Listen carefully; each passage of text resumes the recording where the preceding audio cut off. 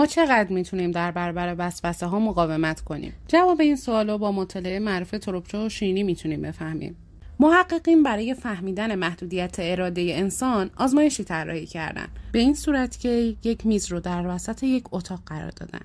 در یک سمت میز یک ظرف پر از تروبچه قرار گرفت و در سمت دیگه یک سینی پر از شیرینی داغ قرار دادن، به طوری که بوی شیرینی تمام فضا رو پر کرده بود و حسابی وسوسه برانگیز بود. حالا از دو گروه دعوت کردن که وارد اتاق بشن. از قبل به شرکت کننده ها گفتن که قبل آزمایش غذا نخورن تا حسابی گرسنه باشن.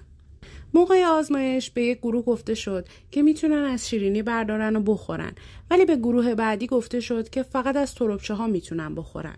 گروه دوم هم با اینکه بعضی افراد به شیرینی ها نگاه کردن و وسوسه شده بودن، ولی از شیرینی نخوردن و جلوی خودشون رو گرفتن. در مرحله بعد هر دو گروه وارد اتاق دیگه‌ای شدن تا آزمایش دوم را انجام بدن. آزمایش دوم به این صورت طراحی شد: افراد باید تلاش می‌کردند که یک مسئله را حل کنند. محققین هم مسئله رو طوری طراحی کرده بودند که غیر قابل حل بود و شرکت کننده ها هم بعد چند دقیقه فکر کردن طبیعتاً ناامید می‌شدن و مسئله رو ول می‌کردن.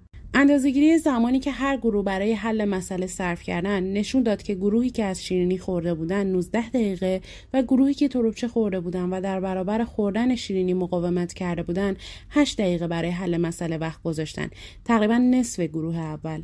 محققین نتیجه گرفتن که مقاومت در برابر وسوسه بهای روانی داره. به عبارتی گروهی که در برابر وسوسه شیرینی مقاومت کرده بودن در برابر شکست زودتر تسلیم شدن.